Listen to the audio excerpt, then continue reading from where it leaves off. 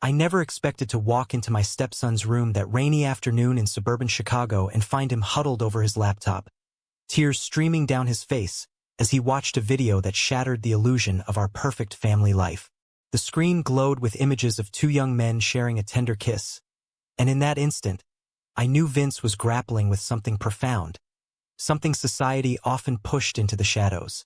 Instead of turning away, I stepped forward, my heart pounding, and whispered, "It's okay, son. Let's talk about this." Vince froze, his eyes wide with panic, slamming the laptop shut as if it were on fire. He was 19, fresh out of high school, with that awkward mix of boyish charm and emerging manhood. Tall, lanky, with messy brown hair that always fell into his eyes. We'd been a blended family for 5 years now, ever since I married his mother, Sarah, after her divorce from his biological father. Sarah was the love of my life, a strong-willed teacher who believed in structure and tradition, raised in a conservative Midwest household. Me? I'm Jack, a 42-year-old architect, more liberal in my views, shaped by years in diverse Chicago neighborhoods. But even I wasn't prepared for this moment. "Jack, please don't tell Mom," Vince begged, his voice cracking. I sat on the edge of his bed, the room cluttered with posters of indie bands and half-finished sketches. Vince had always been artistic, escaping into drawings when life got tough. That evening, as Sarah busied herself in the kitchen preparing her famous lasagna, I wrestled with what to do. Vince had confided in me haltingly. He'd been questioning his sexuality for years, ever since middle school crushes that didn't align with the locker room talk. The video was from a support forum, stories of others coming out. He feared rejection, especially from Sarah, whose church friends often whispered about family values in ways that made my skin crawl. I promised to keep his secret for now, but urged him to explore it safely. "You're not alone," I said, sharing a story from my college days about a friend who hid his truth and suffered for it. Little did I know, this was just the beginning of a storm that would test our bonds. The next few weeks were a whirlwind of quiet conversations. Vince opened up more, showing me messages from an online friend named Tyler, another teen from a nearby suburb, who was openly gay and offered advice. I encouraged Vince to meet Tyler in person, but only in public places, safety first. Sarah noticed the change in Vince. He seemed lighter, but also distant. "What's going on with him?" she asked one night over wine. I deflected, saying it was probably college jitters. He was set to start at the University of Illinois in the fall. But guilt gnawed at me. Was I overstepping? As a stepdad, my role was supportive, not parental in the biological sense. Yet, seeing Vince's relief when I listened without judgment made me feel like I was doing something right. One Saturday, I drove Vince to a coffee shop in Evanston to meet Tyler. I waited outside, pretending to read emails on my phone, but really watching through the window. Tyler was confident, with a warm smile, and their conversation flowed easily. Vince came out beaming. "Thanks, Jack. This means everything." On the drive home, he talked nonstop about feeling seen for the first time. But that high crashed when we pulled into the driveway and saw Sarah's car. Earlier than expected. She confronted us immediately, her intuition sharp. "Where were you two?" Vince stammered, and I jumped in, saying we'd grabbed coffee to discuss his future. She bought it, but suspicion lingered in her eyes. As days turned to weeks, Vince and Tyler's friendship blossomed into something more. Secret texts turned to stolen meetings, and I became the unwitting confidant, offering advice on navigating young love. "Be honest with yourself," I'd say, drawing from my own past relationships, but cracks appeared in our family facade. Sarah's brother, Uncle Mike, a staunch conservative from rural Illinois, visited and made offhand comments about the gays ruining America during dinner. Vince excused himself early, his face pale. Later, in his room, he vented to me, "How can I ever tell Mom if that's what her family thinks?" I reassured him, but inside, I worried about the societal pressures weighing on him. Bullying at school, potential discrimination in college, the fear of being outed. Then came the first major conflict. Vince decided to attend a local LGBTQ plus youth group meeting, something I'd suggested after researching safe spaces online. I offered to drop him off, framing it to Sarah as a volunteer event. But she overheard a phone call and pieced it together. That night, our living room became a battlefield. "Jack, what have you been hiding?" she demanded. Vince, cornered, came out to her tearfully. Sarah's reaction was a mix of shock and denial. "This is just a phase," she insisted, her voice trembling. "You've been influenced by all that internet nonsense." Vince fled to his room, slamming the door. I tried to mediate, explaining it wasn't a choice, but a part of who he was. Sarah accused me of encouraging it, of undermining her authority as his mother. "You're not his real father," she shouted, words that cut deep. The argument escalated, revealing deeper rifts. Sarah confessed her fears, losing her son to a world she didn't understand, facing judgment from her church community. I shared my perspective, shaped by friends who'd faced similar struggles, emphasizing love over labels. But she stormed out, spending the night at her sister's. Alone with Vince, I consoled him as he sobbed, questioning if coming out was worth the pain. "You helped me find the courage," he said. "But now everything's falling apart." I wondered if I'd pushed too far, if my help had ignited a family war. In the following days, tension hung heavy. Sarah returned, but conversations were clipped. Vince withdrew, spending more time with Tyler, who became his anchor. I arranged a family therapy session, hoping for neutral ground. The therapist, a kind woman in her 50s, guided us through emotions. Sarah admitted her love for Vince was unconditional, but her upbringing clashed with acceptance. "I don't want him to suffer," she whispered. Vince shared his fears of rejection, and for the first time we hugged as a family. But outside, societal pressures loomed. News of anti-LGBTQ plus bills in other states made Vince anxious about his future. One evening, Tyler came over for dinner, introduced as a friend. Sarah was polite but distant, her smiles forced. As the boys laughed over video games, I saw genuine joy in Vince. But Uncle Mike called later, having heard rumors from a mutual acquaintance. "You letting that boy turn queer under your roof?" he barked over the phone. Sarah defended Vince fiercely, a turning point. "He's my son, and I'll support him," she said, hanging up. That night, she apologized to Vince, vowing to learn and grow. Yet not all was smooth. Vince faced bullying at a part-time job, whispers and stares from coworkers after a social media post with Tyler. He came home defeated, questioning if being out was worth it. I shared stories of resilience, friends who'd overcome similar hurdles, building fulfilling lives. "Society's changing, but it takes time," I said. Vince nodded, but the doubt lingered. As summer peaked, Vince prepared for college. We helped him pack, the atmosphere lighter. Sarah even attended a PFLAG meeting with me, educating herself.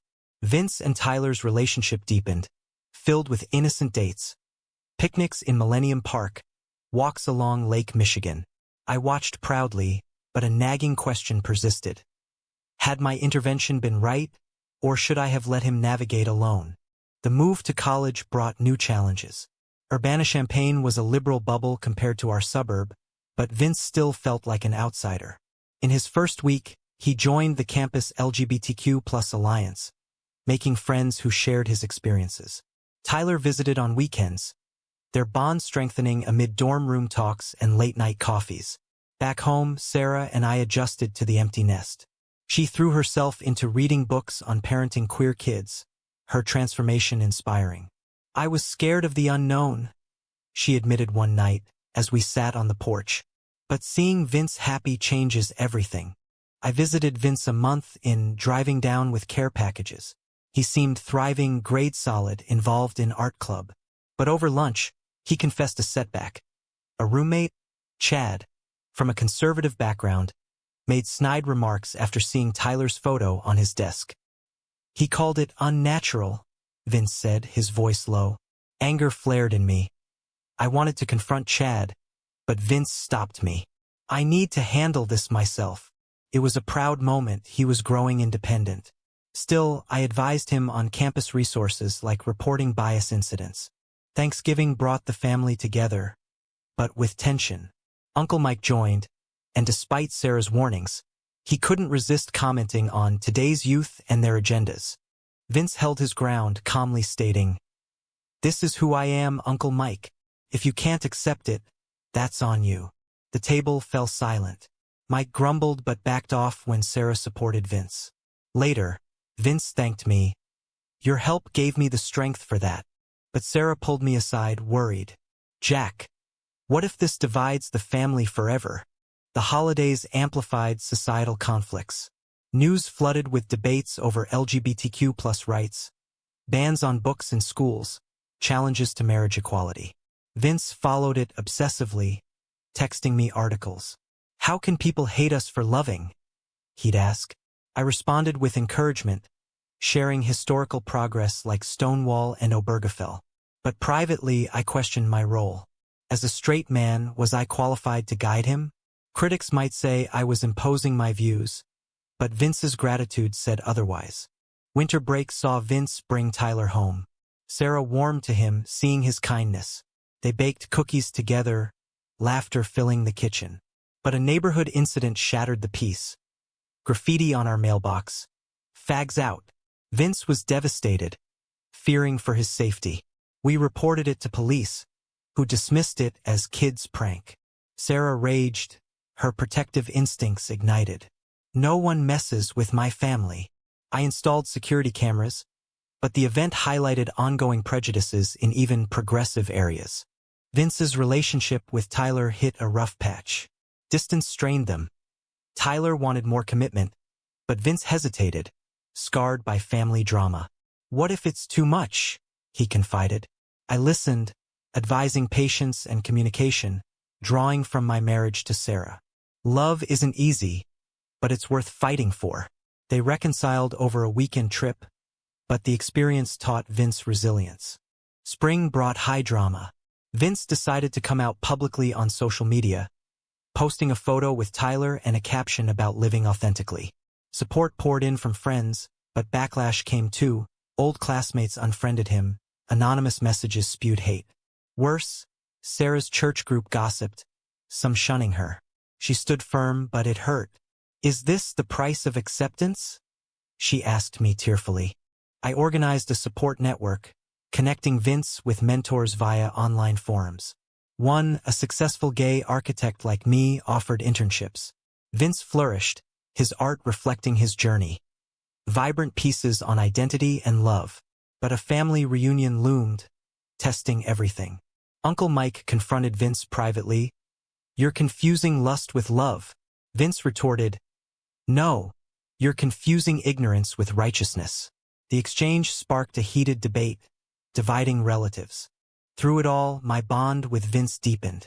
He called me Dad for the first time, a slip that warmed my heart. Sarah noticed, smiling through tears. Yet, doubts crept in. Had helping him exposed him to more pain?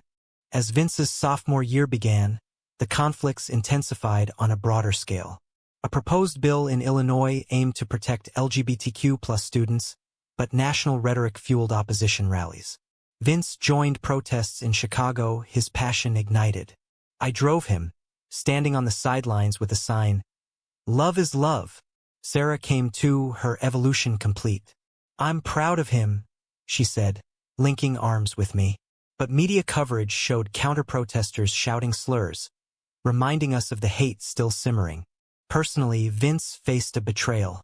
Chad, his roommate, outed him to a mutual friend group after an argument, leading to exclusion from social events. Vince was crushed, questioning trust. "Why can't people just let me be?" he vented over the phone.